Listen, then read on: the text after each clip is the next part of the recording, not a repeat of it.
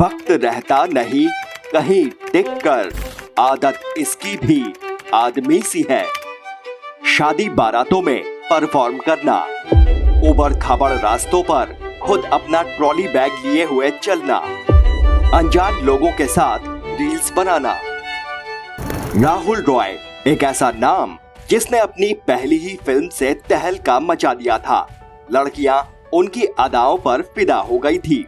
हर वो शख्स जो 90 के दशक में जवान हुआ था या जवानी की दहलीज पर कदम रखने वाला था, उसे राहुल रॉय का स्टारडम आज भी याद होगा। अपनी पहली ही फिल्म आशिकी से राहुल रॉय स्टारडम की बुलंदियों तक पहुंच गए थे। वो स्टार नहीं बल्कि सीधे सुपरस्टार बने थे। आशिकी ने उन्हें वो सफलता नवाजी थी जो कम ही लोगों को नसीब होती है। लेकिन वक्त बड़ा बेदर्द और बेरहम होता है। राहुल रॉय की किस्मत में कुछ ज्यादा ही तीखे और नाजुक मोड़ लिखे थे। जिस एक्टर ने महज 11 दिन में 47 फिल्में साइन की थी, उसी का ऐसा दौर भी आया कि वो एक अदद काम को तरसने लगा। आज उनकी हालत पर तरस आता है। किसी ने सपने में भी नहीं सोचा होगा कि आशिकी स्टार राहुल रॉय का इतना बुरा वक्त भी आ सकता है। लेकिन क्या वो मजबूर, बेचारे और बेसहारा हैं? क्या वो उस ट्रोलिंग के हकदार हैं जो उनकी अक्सर होती रहती है? आज के इस वीडियो में हम इस पर बात करेंगे। आगे बढ़ने से पहले वीडियो को लाइक कर लीजिए। क्या ये सब कुछ सचमुच हो रहा है या मैं एक सपना देख रहा हूँ? साल 1990 में आशिकी रिलीज हुई थी। इस फिल्म ने कई लोगों का करियर बनाया था। उन्हीं में से एक हैं राहुल रॉय। हम उनकी सफलता पर ज्यादा बात नहीं करेंगे क्योंकि उस पर बहुत बातें पहले ही की जा चुकी हैं। हम कुछ अलग बात करेंगे। बात कुछ ऐसी है कि आशिकी लगातार 6 महीने तक थिएटरों में हाउसफुल चलती रही। लेकिन जितना ज्यादा फिल्म चल रही थी, राहुल रॉय उतना ही ज्यादा परेशान हो रहे थे। दरअसल उन्हें 6 महीनों बाद भी एक भी नई फिल्म का ऑफर नहीं मिला। वो परेशान होकर फिल्म के डायरेक्टर महेश भट्ट के पास जा पहुंचे। भट्ट साहब ने उन्हें समझाया कि लोग अभी उन्हें देख रहे हैं। उन्हें भरोसा दिलाया और इंतजार करने को कहा। भट्ट साहब की बात सच साबित हुई। अगले कुछ ही दिनों में उनके घर पर फिल्म मेकर्स की लाइन लग गई। आप यकीन नहीं करेंगे, लेकिन महज 11 दिनों में राहुल रॉय ने 47 फिल्में साइन कर डाली थी। वो एक दिन में 3-3 फिल्मों की शूटिंग किया करते थे। लेकिन जल्दी ही उन्हें अंदाजा हो गया कि उन्होंने जरूरत से ज्यादा फिल्में साइन कर ली हैं। कई फिल्मों की एक साथ शूटिंग करना कतई आसान काम नहीं है। इसका नतीजा ये हुआ कि उन्होंने 21 प्रोड्यूसर्स को उनके पैसे वापस कर दिए। आशिकी की सफलता के बाद वो हुआ जिसके बारे में राहुल रॉय ने सपने में भी नहीं सोचा था। उनकी लगातार 25 फिल्में बॉक्स ऑफिस पर औंधे मुंह गिर गई। आशिकी जैसी सफलता दोहराना तो दूर, वो एक अदद हिट के लिए तरस गए। उनकी लगातार फ्लॉप होती फिल्मों का नतीजा ये हुआ कि उन्हें फिल्में मिलना ही बंद हो गईं। इसके बावजूद उन्होंने हिम्मत नहीं हारी। वो डटे रहे इस उम्मीद में कि शायद फिर कोई चमत्कार होगा, फिर कोई फिल्म आएगी जो एक और आशिकी साबित होगी। लेकिन अफसोस ऐसा कुछ भी नहीं हुआ। फिर एक वक्त ऐसा भी आया जब ये तय हो गया कि राहुल रॉय का नाम इतिहास में वन फिल्म वंडर के तौर पर ही दर्ज होगा। एक मिनट।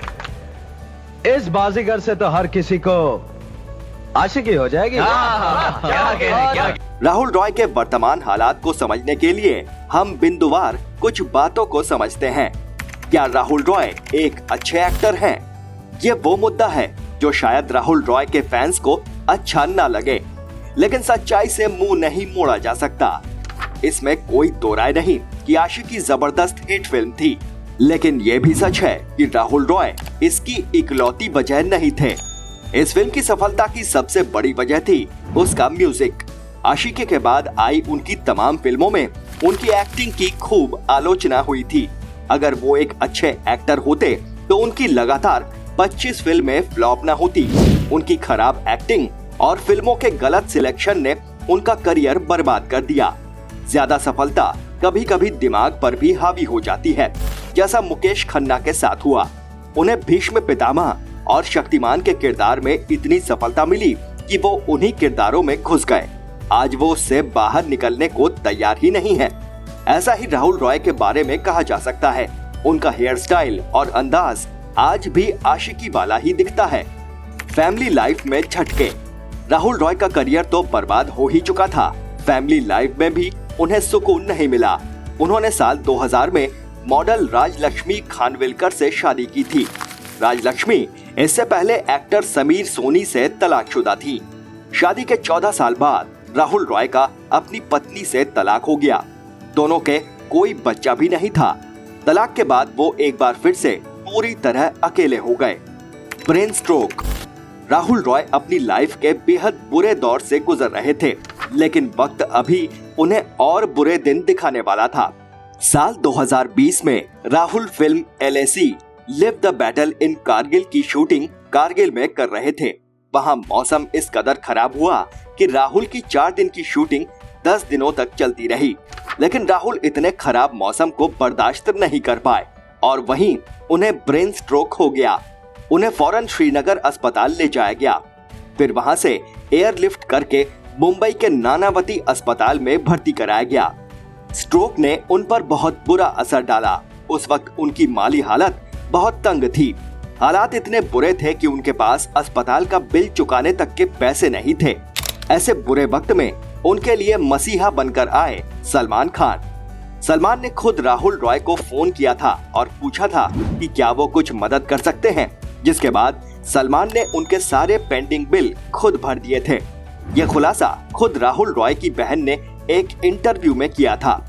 ब्रेन स्ट्रोक के बाद राहुल को बोलने में भी दिक्कत होने लगी और उनके शरीर के दाएं हिस्से ने भी काम करना बंद कर दिया था।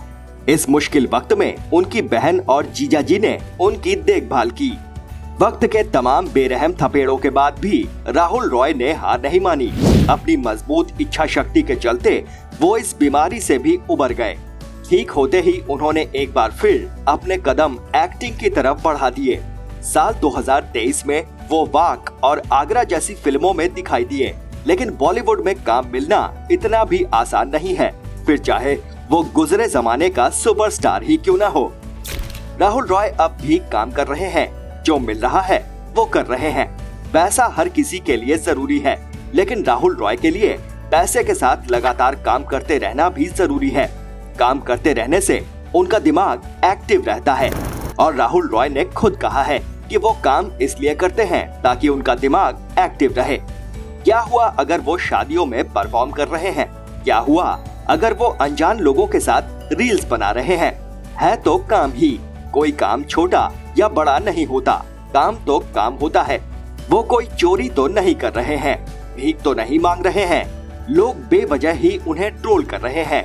ट्रोल वही लोग करते हैं जिनके पास कोई काम नहीं होता। कम से कम राहुल काम तो कर रहे हैं। बिना उनकी मानसिक हालत को समझे उन्हें ट्रोल करना इस बात का सबूत है कि लोगों की सोच कितनी घटिया हो चुकी है। अगर कोई काम करके अपनी लाइफ और अपना अस्तित्व बचाए रखना चाहता है तो हमें उसे ट्रोल नहीं बल्कि उसका सपोर्ट करना चाहिए। राहुल रॉय की इस हालत के लिए आप किसे जिम्मेदार मानते हैं? क्या वक्त बेवक्त होने वाली उनकी ट्रोलिंग सही है?